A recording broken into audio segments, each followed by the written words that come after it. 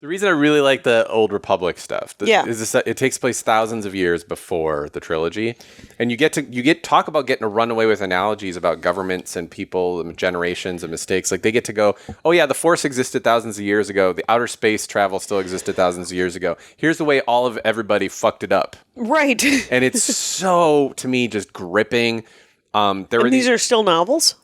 Yeah, so people are still doing it, but I think Disney has been a little careful about how to bring the Old Republic stuff in, because I think they're strategizing how to make a shit ton of money off it. They know because there's so much there. Yeah, basically what happened chronologically in the real world, Okay. not the Star Warsy world. Oh, interesting. Is Marvel gave up the comic books at one point. So they had those super goofy 80s ones, and then in the 90s, Dark Horse took it over. Mm-hmm.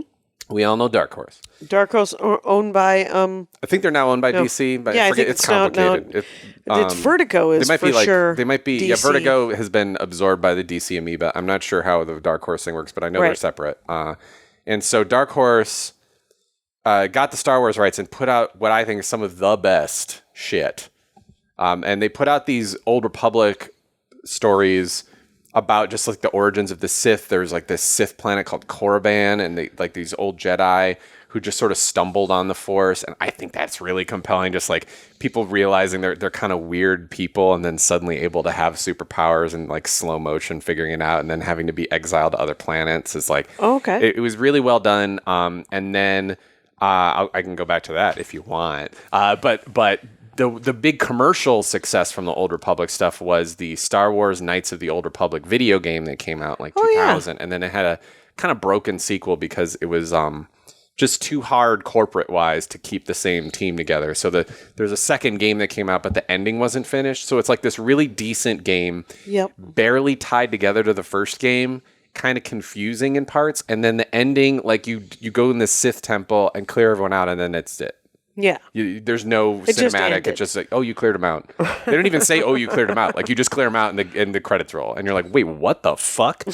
And it's because they just couldn't keep it together. But the first game had this really cool conceit of it's choose your own adventure style role playing. And like, you get to explore these planets and run around, and you get to decide if you're light or dark sided, what gender you are. They're going to talk to you based on those choices. I think 2000. Okay. It might have been like 2001 too. Yeah. But that was kind of capitalizing, I think, off of the momentum of people knew this Old Republic stuff existed.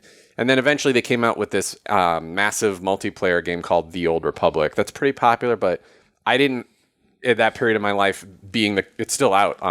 Didn't have a PC. I've only had Macs, and so I couldn't play it. It's only, it's like a PC. I've never been super into the idea that I need to update my computer to keep playing a video game. And, and I played World of Warcraft for a long time, and I just sort of burned out because I was like, I don't want to fucking keep having to buy laptops that can run this shit. Right. I just want to have a laptop to write and a TV with a console. That's my video game consumption and computer use. So, but that exists too. Like there's this weird game called just Star Wars: The Old Republic, and it incorporates some of those Knights of the Old Republic little hints, some of the current canon, and Star Wars and Disney have kind of kept their hands off it without saying it's canon. They're kind of like, oh, this game existed before we took over, and it's still around and still releasing patches. So we're like, not going to shut it down, but none of this counts. It's not actually canon, and it's unless they come up with something amazing. But the game has been out for like a weirdly long amount of time now, so it seems like it's too late.